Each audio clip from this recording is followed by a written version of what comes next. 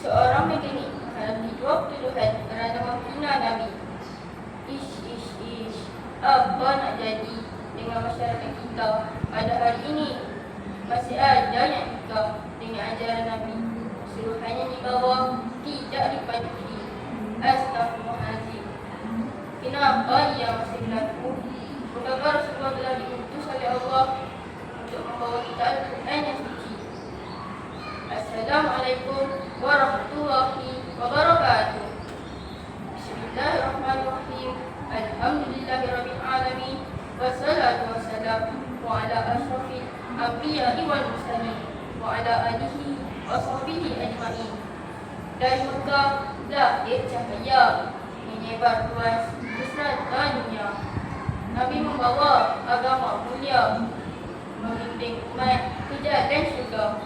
Dengarlah surat saya yang bertajuk Rasulullah Rahmat Sekalian Alam. Kawan-kawan, saya nak tanya satu soalan, boleh? Siapakah Rasul? Ya, Rasul ialah seorang lelaki utusan Allah untuk membawa ajaran Islam dan agama yang benar. Rasul dengan cahaya dunia, membawa saya penuh mulia. Kasihnya luas, ialah tara, menuntut umat ke jalan syurga. Kawan-kawan, cuba bayangkan jika Rasulullah tidak diutuskan. Umat manusia akan berada dalam kegelapan tanpa petunjuk yang jelas menuju kebenaran dan keselamatan. Boleh jadi kita menyembah batu, pokok dan sebagainya. Masalah sosial di kalangan masyarakat kita menjadi semakin parah. Zina dan pembunuhan bayi di mana-mana tempat. Astagfirullahaladzim. Lantas, melalui Rasul, kita kenal siapa Tuhan kita. Datangnya Rasul, kita kenal Islam agama kita. Ajaran Rasulullah mendidik kita berakhlak mulia, membezakan adat dan syariat beragama. Firman Allah di dalam Al-Quran, A'udzu billahi minasyaitonir rajim. Bismillahirrahmanirrahim. Laqad kana lakum fi Rasulillahi uswatun hasanah.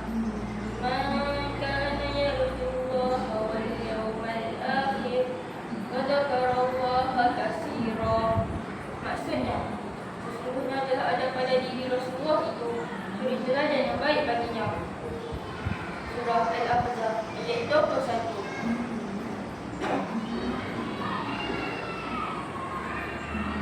Nabi berdakwah tanpa lelah, menyebar Islam penuh tabah, disakiti, dihina, dia tak teguh, kerana iman tak pernah rapuh.